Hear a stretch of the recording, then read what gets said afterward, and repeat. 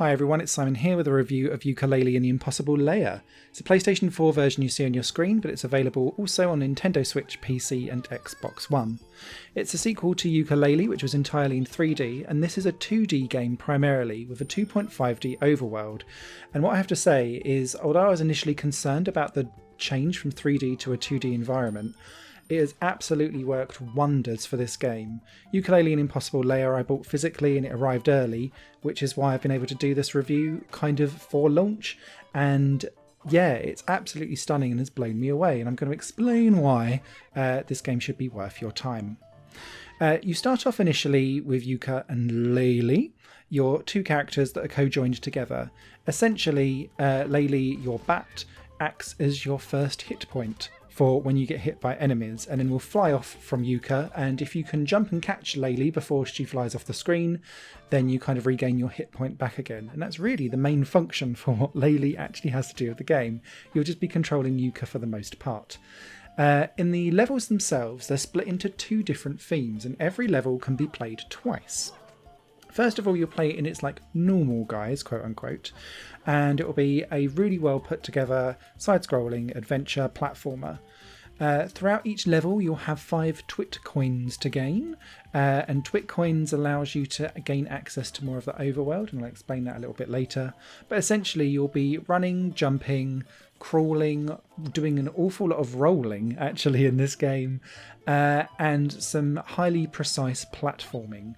Jumping from moving things or using your weight to like spin around windmills, all of that kind of stuff as you go along. It works really, really well for the most part, and I really like that Yooka Laylee handles much more fluidly compared to its 3D counterpart. What I really liked as well is that there's a real fluidity to the way how the game rolls, and it reminds me very much of that platforming pinball game that came out earlier on, Yoku's Island. Mainly because you spend quite a lot of your time running and rolling, and so when you get into the flow of like being bounced around everywhere in some of the later levels, it feels like it's taken some cues from Yoku's Island Express. So yeah, really pleased with that. The environments for each level can be changed though, and the way how they're changed is by playing around on the 2.5D puzzle overworld environment. As you wander from level to level, you're opening up books, essentially, which contain the levels in, but the books are placed on the overworld. However, one might be placed in a drained out pond, or one might need to be set on fire, or frozen by frozen berries, or something like that. And what you'll have to do is find the berries or change the world around so that you can then drench the level. And so then what used to be like a barren world may now actually have lots and lots of ponds in it, and that will completely change the layout of how that level flows and how you want to go about getting those levels from beginning to end.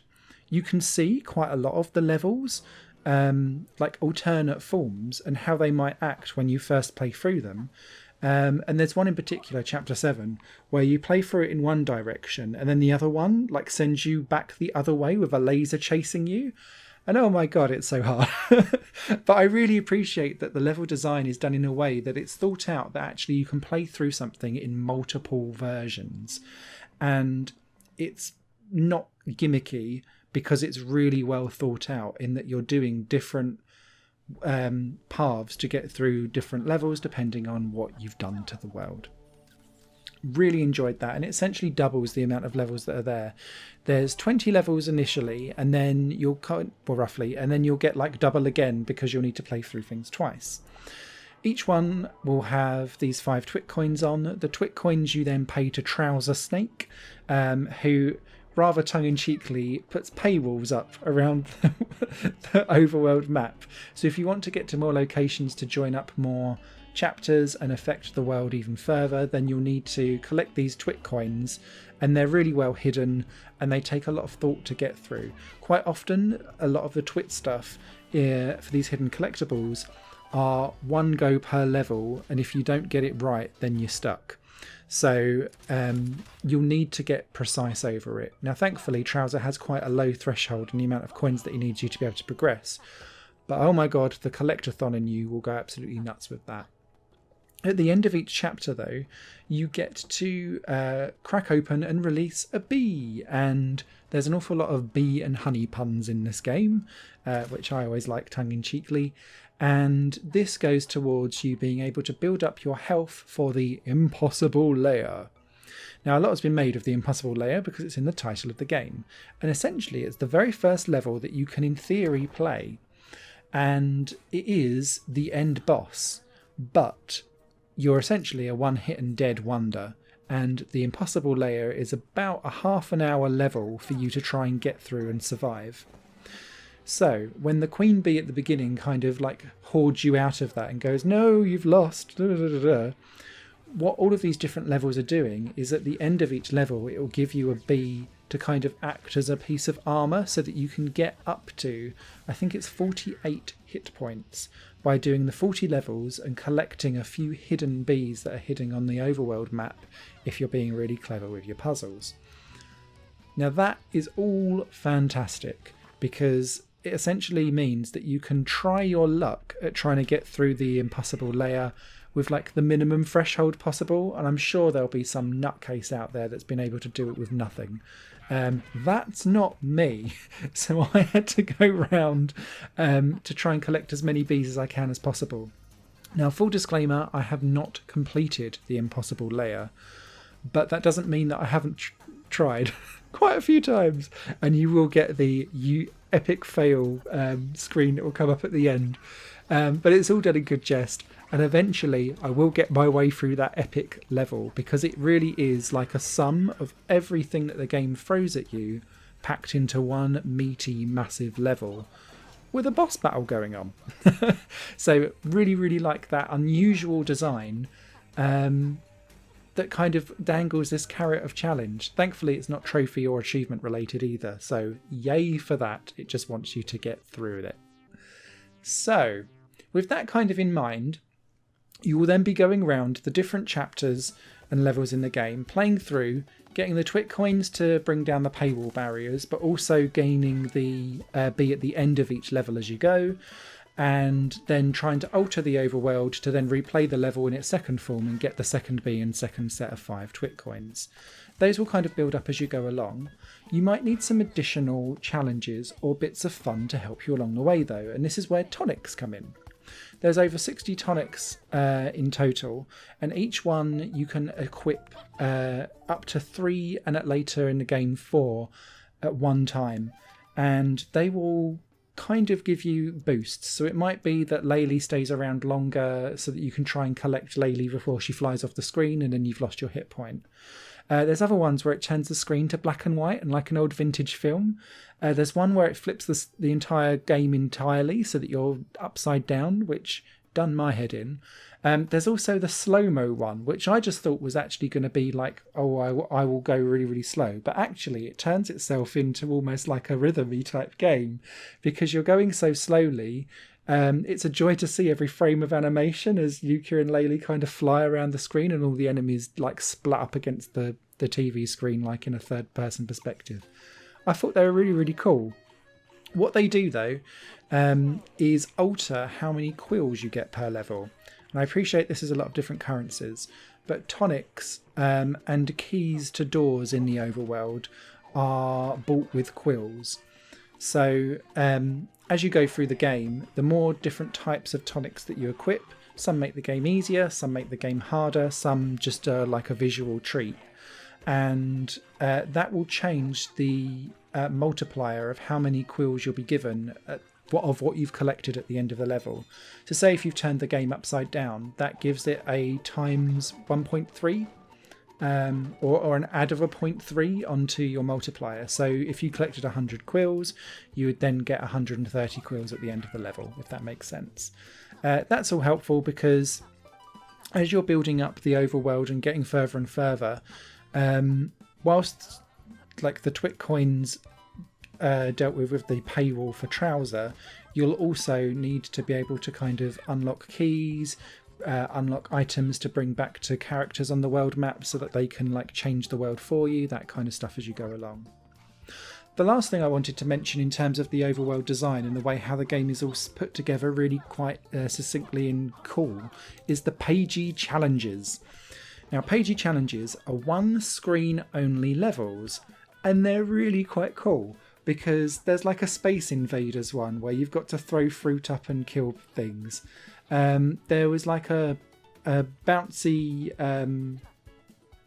Space Giraffe version level where you've got to throw bouncy flowers and then like go around and collect all of the different quills in the level. There was one where I'm trapped in a box and you control the enemy inside your box. It's like you've telekinesis to your enemies, and so you've got to walk them around the level so that they can then kill themselves. They're all really inventive, but they're all just one screen level short challenge modes. So when you complete those, the pages then like turn into 80s rock gods, and they'll change the overworld map for you, quite often destructing trees, not cheese, and setting up the levels platforms so that you can then progress further around the level as well. It sounds like initially there's quite a lot of different barriers for you to be able to like continue progressing through the game, but they're done in a way that doesn't necessarily mean you have to replay levels or anything like that. It feels like you are actually moving and manipulating the whole world and environment around you, and that you're part of that change. And because it happens so often and so regularly, you're not necessarily coming up against like these quills or paywalls like and thinking, oh god, now I've got to go back and replay this level 10 times. You might occasionally have to play a level once or twice again, particularly if you're going after twit coins to be really, really effective. But the balance of this kind of gated progression has quite a low gate on it, and so you always feel like you're achieving and you're getting further in the game, and I really appreciated that. Add to that a really superb soundtrack and sound design. Again, I'm always a sucker for when you go underwater and the music changes the way how it plays and different instruments fade in and out. But it's not just that as well. It's when like you start to move away from environments into other environments and you can hear the music starting to fade out and change away and change it's the way how it's doing stuff. Or if you're standing on top of the level before you dive in, you can hear the music kind of like muted thumping like you're outside a dance club type thing. It's just really well done.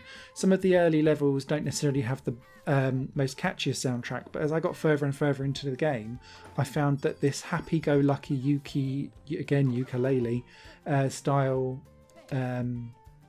music was really starting to get a hold of me and grab me, and it didn't none of it's like annoying or infuriating or repetitive. It feels natural and beautiful, and it's something that I'll actively seek out again and probably grab the soundtrack separately, much like the first game that had a great soundtrack as well. So yeah, I've just gushed for the last 13 minutes about how amazing Yooka Laylee and Impossible Lair is. It's well exceeded my expectations. This feels like a really great 2D platformer, but with 2.5D overworld elements that takes the best of what Yooka Laylee done in 3D world and puts it into almost like a puzzle block type perspective for the overworld map. I think what this also shows for me is that Playtonic understood what was missing from the original Yooka Laylee that never quite achieved that level of greatness that I think that they were hoping for and going for. And this shows so many lessons learned and so much in terms of character and world building and just things to do in this game in a much more compact way, that I'd feel very comfortable if Yooka Laylee 3 went back to 3D again, taking everything they've learned and put into this game. The world's their oyster, essentially, for Playtonic. I'm really, really pleased that this game is as good as it is, because this makes me excited for the future. Go and grab this game. It is an absolute platformer delight. It's also come out at a discounted type price as well. It's not even a full price game. So yeah, so much replayability. I'm a good 10 hours in and I'm nowhere near finished. So go and enjoy yourselves. Any questions or comments, please do leave them down below. I'd be interested to know how you're all getting on with it. But yeah, thumbs up from me. Love it. Thanks for watching. Bye for now.